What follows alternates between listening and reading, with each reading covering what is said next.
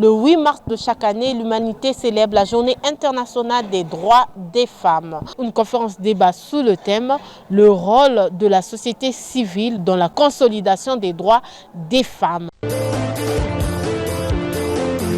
Depuis la nuit des temps, la femme a un traitement assez spécifique qui lui est réservé, fort des coutumes, des us et coutumes de par le monde. La femme a généralement été léguée au second plan.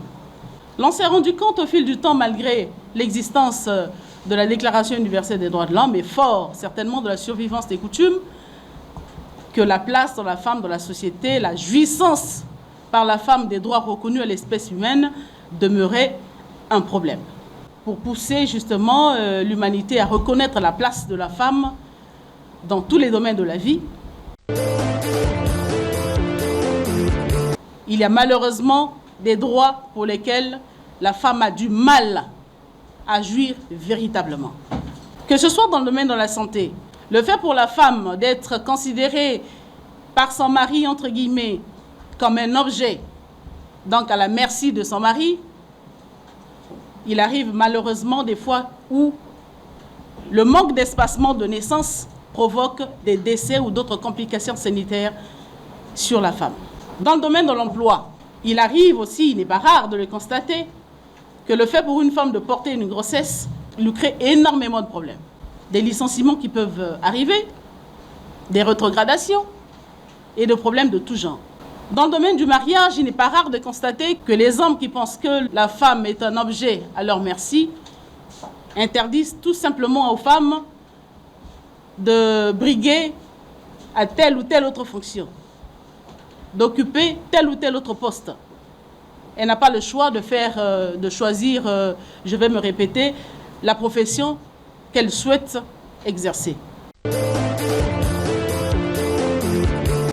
Voilà, entre autres, plusieurs mots qui minent malheureusement le cheminement, le processus de jouissance de la femme relativement aux droits reconnus à l'espèce humaine. Mais le combat ne s'arrête pas là. Les problèmes de la femme sont énormes.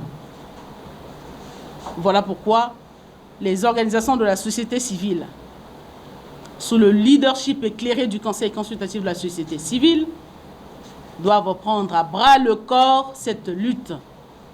Que chacun ou chacune de nous ici présents relaie cette information au niveau de son association, de sa congrégation religieuse, et j'en passe, pour que et les hommes et les femmes puissent prendre conscience de la condition de la femme, pour faire en sorte que celle-ci puisse jouir au même titre que l'homme des droits reconnus à l'espèce humaine. Et c'est de cette façon-là que le monde va aller de l'avant, mais de façon harmonieuse. Vous allez voir nos vieux qui sont au village, lui faire comprendre que lui et la femme, c'est à pied d'égalité. C'est là une machette là, il peut faire lâcher ça.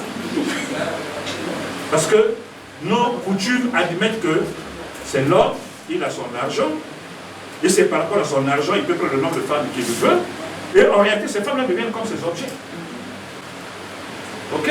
Et moi, j'ai vécu ça dans mon village. Quand la femme va faire ses champs, fait ses maniocs, organise, souffre en faisant tout ça, et les vend, tout cet argent-là va aller déboucher chez son mari parce que c'est lui le propriétaire. Parce que c'est sa femme qui l'a payé.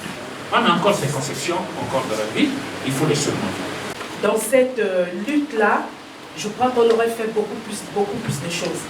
Parce qu'on parle, on fait des conférences, on parle tout le temps de la discrimination chez la femme. On oublie l'action. On oublie que si les femmes ne se lèvent pas pour essayer d'exercer toutes ces actions-là, rien ne pourra se faire. C'est bien beau de parler, mais il faut être actif à la chose à laquelle on prononce.